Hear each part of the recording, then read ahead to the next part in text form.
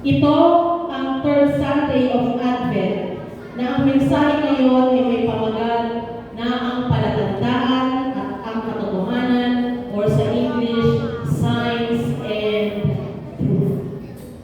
Labing isang araw na lang po ay Pasko na. Excited na po ba kayo sa pagdating ng Pasko? Damang-damang mo. Sa pagkakataon ng inyong buhay ngayon, ano nga po ba ang inyong hinihintay o ano ang inyong inaasahan? Tayo ay manalangin. Dakilang Diyos, purihin ka sa aming pagsasalo-salo sa iyong banal na kasulatan. Ipahayag sa amin ang inyong kalooban at mahamon kami sa inyong nais na ipagawa sa amin bilang iyong mga lingkod. Maging bukas ang aming puso at isipan at ikaw ang aming malawalahan. Ito ang aming dalangin sa tanging pangalan ng Jesus. Amen. Mula sa aralin ng Ebanghelyo ayon sa sulat ni Mateo, si Juan Bautista ay nakapilanggo. Gayon pa man, kahit siya ay nakapilanggo, nababalitaan niya ang pagmiministeryo ng ating Panginoong Yesus. Dahilan upang isugo niya ang kanyang mga alagad. Bakit nga ba nakapilanggo si Juan? Ayon sa mga scholars, dinalaw daw ni Herodes. Si Herodes Antipas ng Galilea ang kanyang kapatid sa Roma. Sa pagbisitang iyon, binighan niya ang asawa ng kanyang kapatid. Siguro napakaganda. Umuwi siya muli at sa pagbisitang iyon ay binighan niya ang asawa ng kanyang kapatid at umuwi siya muli, hiniwalayan ang sarili niya ng asawa at pinakasalan. Ang hibag hanggang mapalayo sa asawa nito. Dahil dito, hayagang sinaway ni Juan Bautista si Herodes. Kaya niyo po ba na sawayin ang ating pinuno? Sinaway ni Juan Bautista si Herodes at ito ay nagbigay ng pamamahan kay Juan Bautista. Pero hindi siya natakot. Ano ginawa ni Herodes? Siya ay naghiganti. Dahilan upang ipatako si Juan doon sa bundok na malapit sa dagat sa patay. Ngayon, sino nga ba si Juan Bautista? Kilala niyo po ba si Juan Bautista? Si Juan Bautista ay pinili ng Diyos at higit pa sa propeta sapagkat ang panawagan ng Diyos sa kanya ay maglingkod bilang tagapamahayag patungkol sa darating na message na hindi binibigyang kalimutan ng tao. Ito, si Juan Bautista. Na sa kanyang paglilingkod, hindi ang tao ang malungkot, hindi ang kanyang sarili ang mabigyan ng kaluguran. Kaya si Juan Bautista ay nagpapakita ng katatagan. Siya ay matatag, mahinahon, tapat na lingkod at isinugo. Si Juan Bautista ay extraordinary. Ang mabuting balita, kilala ni Jesus si Juan Bautista. Higit na dakila, sabi sa talata na ating binasa, higit na dakila isa sa sino mang isinilang sa daigdig. Si Juan Bautista ay higit na dakila kaysa sa atin. Inilalang dakila, higit sa iba, kahit ang kanyang kasuotan ay sabos. Ang kanyang kinakain ay sa pulupong-ilan. Ngunit, ang pinakahamak sa kanila ng langit ay mas dakila sa kanya. Kinilala si Juan Bautista na pinakadakila, samantalang ang ating Panginoon hinamak, bagaman siya ang tunay na dakila. Gayon pa man, hindi siya isinilang sa ilalim ng bagong tipan. Hindi po naranasan ni Juan Bautista ang bagong pakikipagtipanan ng ating Panginoon sapagkat siya ay naganap. siya ay namatay na. Ang buhay at ministeryo ni Juan Bautista ay nagbigay ng palatandaan at nagpahayag ng katotohanan upang ihanda ang mga tao sa pagdating ng tagapagligtas. Handa na po ba kayo? Ang paninindigan ni Juan Bautista ay paksa sa pamuhay ng kanyang itinuturo. Kung ano ang kanyang itinuturo, yun ang kanyang ginagawa. Kapag sinabi natin sa mga bata, bawal magsinungaling, bawal mangupit, bawal ang ganito, gagawin natin yun. Ganon si Juan Bautista. Buong tapang niyang hinarap yung hirap ng sitwasyon niya. Marami siyang passions. Para kay Juan, hindi pagganti ng masama, hindi ang kanyang pagkabilanggo ang makapipigil sa kanyang upang hindi maglingkod sa Panginoon. Samantalang ang tao ngayon, nakaranas lang ng konting pagod, konting hirap, konting problema, tumitigil sa Panginoon. Ito ang kapahayagan ng pananampalataya. Hanggang saan aabot ang lalim ng ating pananampalataya sa pagsunod sa Panginoon. Ganito kalalim ang pagkakilala at unanan ni Juan Bautista sa ating Panginoon. Ganito kalalim yung kanyang relasyon sa Panginoon. Ganito niya kakilala ang ating Panginoon. Malinaw na inilala ni Juan si Jesus bilang Mesyas, bilang tagapagligtas. Kaya mga kapatid, kung gaano kalalim ang ating pagkakilala sa Panginoon, ito ang maayat sa ating buhay. Sinasabi natin, God will provide, pero hindi tayo makapagbigay. God is my strength, pero takot na naman tayo maglingkod. God is my power, pero takot na naman tayo magpapagawa. Samantala, sa pagharap ng mga alagad ni Juan kay Jesus, ang tanong, kayo po ba? Kayo po ba yung tinatawag darating? Parang exist na na. O maghihintay pa po kami ng iba? Ito ay pinasabi ni Juan, hindi dahil siya ay nagtututo sa Panginoon. Hindi pinapunta ni Juan Bautista ang kanyang mga alagad upang tanungin si Jesus dahil nandito si Juan Bautista. Hindi para sa kanyang pagsarili kadahilan, kundi para sa kabutihan ng kanyang mga alagad na sila mismo ang makarinig, sila mismo ang makasaksi at tumanggap ng kasagutan mula sa Panginoong Jesus. Ang hangarin ni Juan Bautista ay nilapit ang kanyang mga alagad sa ating Panginoon. Sa gayon, ang kanilang isip, kanilang panahon, ang kanilang atensyon ay maituon lamang sa ating Panginoon Jesus. Sa pagtatanong ng mga alagad nito, ay nagpahayag na ang mga tao ito ay walang ugnayan sa ating Panginoon. Wala silang relasyon sa Panginoon. Hindi nila nakikilala ang Panginoon. Sa kabila ng sitwasyon ni Juan Bautista na siya ay nakabilanggo, ay naroon pa rin ang kanyang hangarin na ihanda ang mga tao sa pagdatal ng tagapagligtas. Nandun pa rin yung kanyang hangarin na ang kanyang mga alagad ay lumago sa espiritual na buhay at lakbayin ng paglilingkod na nakikilala nila ang Panginoon sa kanilang buhay. Nakikilala niyo po ba ang Panginoon sa inyong buhay? Kung ganyan, ano ang ating ginagawa? Muli, ang tanong ng mga alagad ni Juan, ano po ba ang pinangako darating? O maghihintay pa kami ng iba? Ano ang tugon ni Jesus?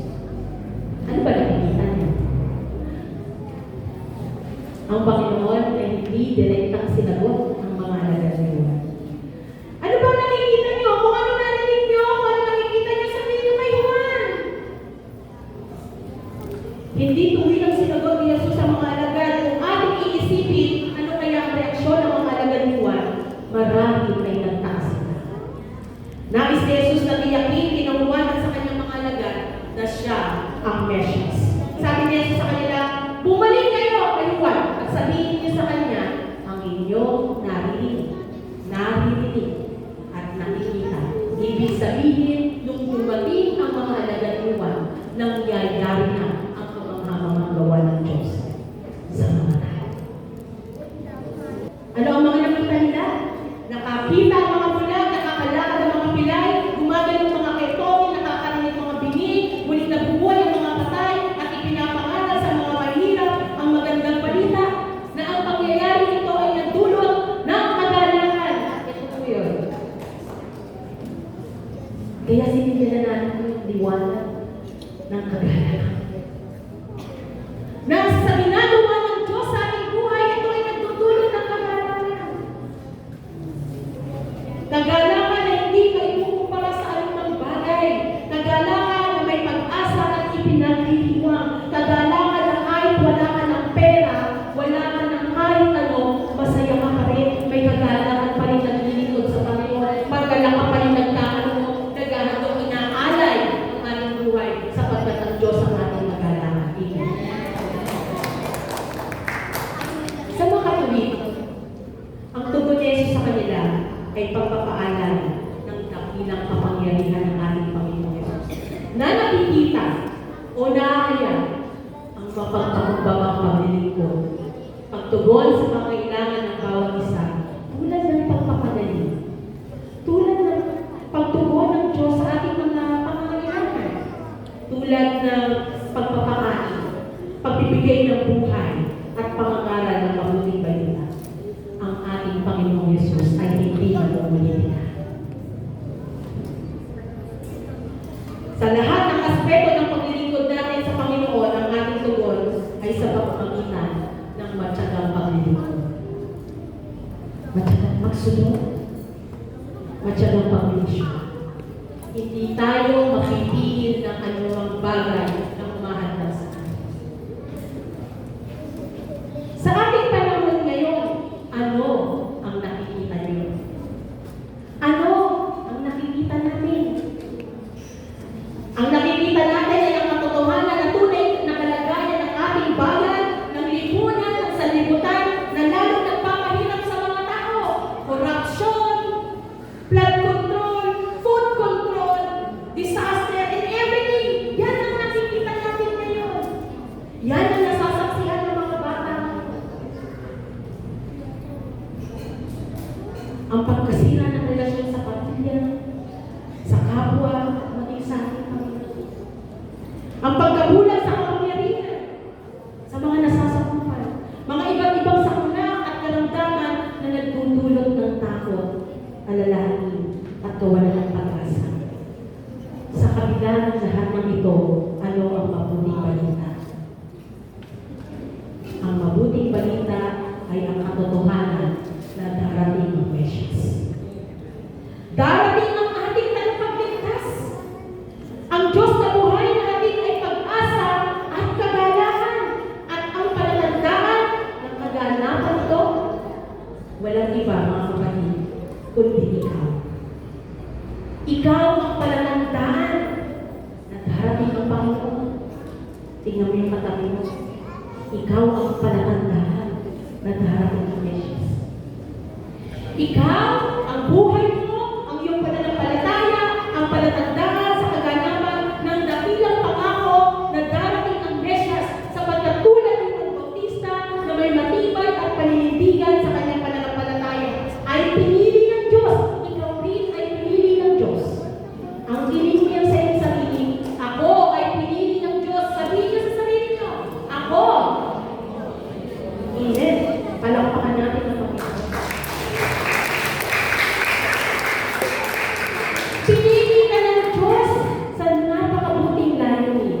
Ano ito mga kapatid? Ang layunin ng pagkatawag ng Diyos. Una, tumindig para sa karapatan at sa gitna ng pagsubok. Ang problema kasi, pag nasa pagsubok na tayo, nananahan na lang tayo ng upo. Ayaw na natin umimos. Nawawala na tayo ng pag-asa. Pero sa pananampalataya natin sa Panginoon, tayo ay tinawag upang tumindig para sa karapatan at sa gitna ng pagsubok. Pangalawang layunin, ipahayag ang kapatid, kailangan kilala at alam natin ang katotohanan. Pangatlo, ipakilala si Kristo sa kaligtasan ng sanlibutan. Huwag tayong makontento na tayo na lamang ang mananampalataya. Huwag tayong makontento na Kristiyano na ako. Huwag tayong makontento na okay na to. Okay na ako. Ipakilala si Kristo dahil marami pa ang naghihintay ng mabuting balita. Ikaw, ako, tayong lahat ay pinili ng sa gayon magliwanag ang kadakilaan ng Diyos at sa ganitong diwa ay makikita natin ang kamanghamanghang ng gawa ng Mesyas na nagpapagaling sa ating karamdamang pisikal at espiritual. Makikita natin ang dakilang pag-ibig ng Mesyas sa pamagitan ng ating pamilya, ng ating kapwa. Makikita natin ang hindi nagbabagong pagkipagtimpala ng Mesyas bilang magkakaugnay at nagkakaisang bayan ng Diyos. Makikita natin ang paglilingkod ng Mesyas sa pamagitan ng ministeryo at misyon ng Iglesia para sa mga nagugutom, sa mga nangangailangan, sa mga nasa laylayan ng lipunan, at mga wala pang katiyakan ng kaligtasan. Nagtitiwala po ba kayo sa Panginoon? Nagtitiwala po ba kayo sa Panginoon? Nananalig po ba kayo sa Panginoon? Kung gayon, mapalad ka.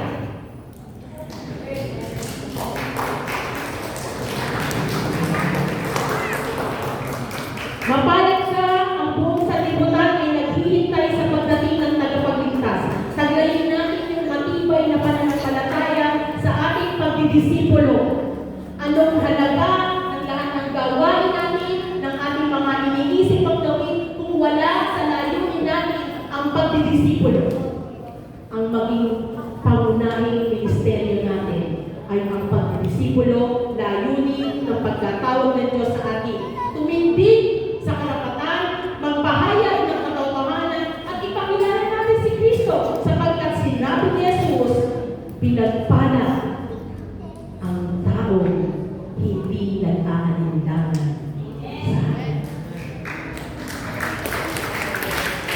Kaya mga kapatid, dahil tayo ay nagtitiwala sa Panginoon, tayo ay inatasan sa isang maganda, dakila at mabuting layunin ng pagkatawag sa atin. Ikaw ay mamana kung ikaw ay nagtitiwala at handang sumunod at hindi handang sumuko, hindi susuko, bagkus magpapatuloy sa paglilingkod. Tayo na amang banal at kinasalanan. Tinatanggap po namin ang inyong panawagan sa akin. Ang halaga ng mga salita na aming nabanggit, na aming narinig, ay sa pamagitan ng aming tapat na pagsunod sa inyo, na kami ay hahapag upang magdisipulo sa kalwalhatian ng iyong pangalan. Pagpalain niyo po ang iglesia. Pagpalain niyo ang iyong mga anak, mga bata, ang bawat isa na narito upang maramdaman namin ang namin ang kapangyarihan na nagmumula sa inyo. Sa iyo, Patuloy, O Diyos,